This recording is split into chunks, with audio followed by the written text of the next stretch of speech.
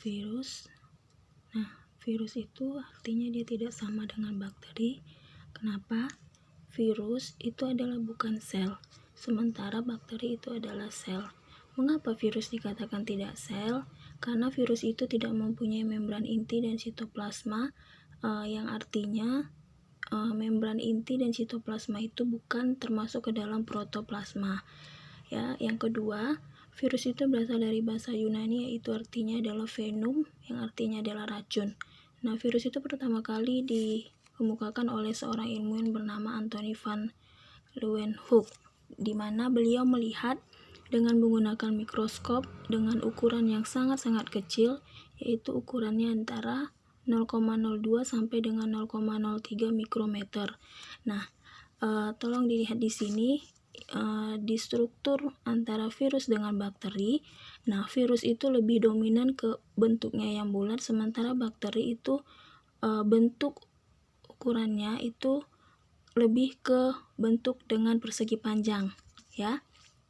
Nah, virus ini dia mempunyai asam nukleat, yaitu DNA atau RNA. DNA atau RNA ya, bukan dia dipilih salah satu, bukan dua. Jadi sementara di bakteri itu dia mempunyai dia mempunyai DNA dan RNA, dia mempunyai dua materi genetik.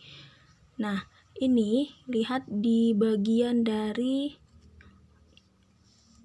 ini ada Ka nukleidnya yang bentuknya seperti titik-titik. Ini adalah sitoplasma. Sitoplasma itu kan adalah cairannya, ya. Di bakteri dia tidak ada kapsid, ya. Dia hanya ada dinding sel. Ini bedanya. Kalau di bakteri dia punya dinding sel, sementara di virus dia tidak punya dinding sel. Penggantinya yaitu kapsid sebagai pelindung bagian dalam daripada virus, ya. Kemudian ini ada gambar daripada sel hewan.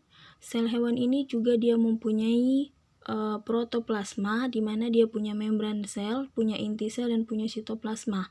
Nah, membran sel ini dia bagian paling luar daripada sel, yang fungsinya berarti adalah untuk melindungi bagian dalam dari sel itu.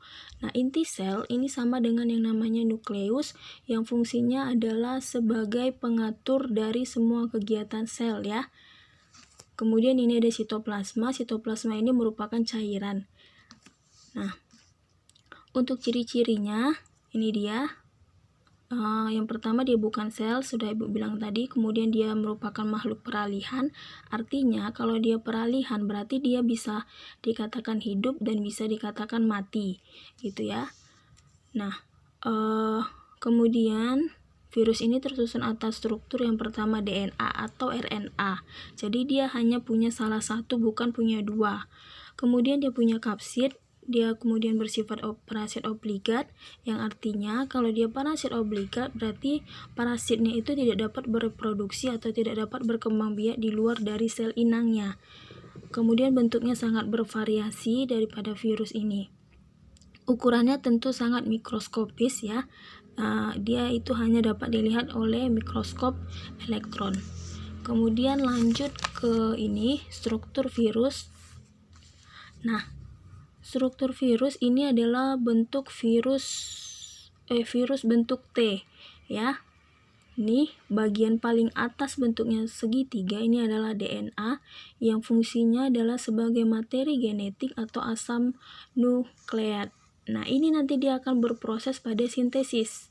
Nah, berarti sintesis berarti dia adalah menguraikan, ya. Nah, inilah nanti DNA ini yang berperan untuk membawa materi genetik ke bagian tubuh virus yang akan lanjut bereproduksi. Nah, kemudian ini ada bagian yang seperti ini, tali, ya. Nah, tali-talinya sampai dengan ke bawah ini merupakan selubung ekor, ya. Ini dia punya selubung ekor.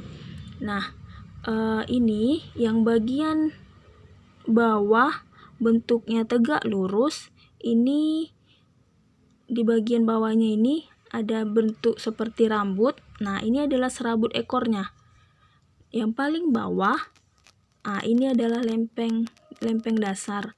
Dia untuk penyangga supaya selubung ekor ini dapat berdiri tegak, ya. Jadi yang paling atas dimulai dari ujung DNA sampai dengan sebelum dari selubung ekor ini merupakan bagian kepala, kemudian yang di bawah dari ini sampai dengan selubung ekor ini termasuk ke leher, ya, bagian leher, kemudian serabut ekor sampai dengan lempeng dasar ini merupakan ekornya.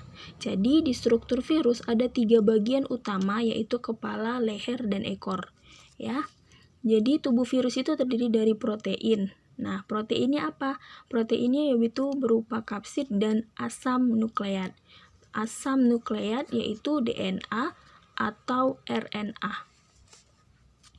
Nah, untuk bentuk virus itu ada banyak macamnya. Yang pertama, bentuknya seperti ini, bulat. Kemudian yang kedua, bentuknya seperti batang. Dan bentuknya yang ketiga adalah polihidris. Nah, untuk bentuk bulat virus ini, ada di sini dia dibilang telanjang. Telanjang itu bukan dalam arti telanjang itu berarti dia tidak mempunyai sampul. Bagian dalamnya itu tidak bersampul atau tidak ditutupi, ya. Nah, yang bagian ini luar ini namanya adalah kapsid. Nah, sekali lagi diingat, tubuh virus itu dia terdiri dari protein. Jadi protein itu dia ada kapsid dan ada asam nukleat. Itu dia konsepnya. Kemudian ini yang kedua, bulat ya. Bulat tadi kan ada bulat telanjang. Nah, bulat yang kedua ini adalah bulat bersampul. Ya, berarti bersampul berarti dia dilapisi oleh pembungkus. Nah, yang pertama tadi untuk virus telanjang, contohnya adalah pox virus. Ini merupakan penyebab campak dan penyebab cacar. Untuk bulat, contohnya adalah virus influenza. Nah, ini ada enzim neuramidase. Ini merupakan enzim yang membantu virus melekat ke sel inang. Jadi ini neuramidase, hemoglutinin. Ini merupakan enzim, ya. Nah, sekali lagi enzim itu dia hanya mempercepat reaksi, tetapi dia tidak ikut bereaksi. Jadi intinya dia hanya sebagai sebagai provokator gitu. Dia hanya penyuruh. Kemudian ini ada kapsid. Nah, ini kapsid ini merupakan protein juga, di asam nukleat juga ada. Nah, yang kedua ada bentuknya seperti batang. Nah, ada dia kapsid juga. Ini ada bentuknya. Kapsid ini kalau di mikroskop kita ambil bagiannya, terus kita keluarkan. Nah, ini ada bentuknya seperti buah anggur, ya. Nah, buah anggur ini namanya adalah kapsomer. Kapsomer ini merupakan penyusun daripada kapsonema. Oke, contohnya adalah Contohnya adalah TMV, ini adalah tobacco mosaic virus. Yang ketiga, bentuknya adalah seperti polihidris. Nah, ini dia bentuk polihidris, berarti bentuknya tidak beraturan, ya. Nah, yang pertama ini tetap dia punya materi genetik, dia punya protein, asam nukleat, dan punya kapsid. Nah, satu lagi tambahan, di polihidris ini dia mempunyai glikoprotein. Yang keempat adalah bentuk T. Bentuk T ini dia. Bentuk T bentuknya seperti kompleks. Nah, bentuknya juga hampir sama seperti bentuk virus pada umumnya, ya. Nah, ini dia.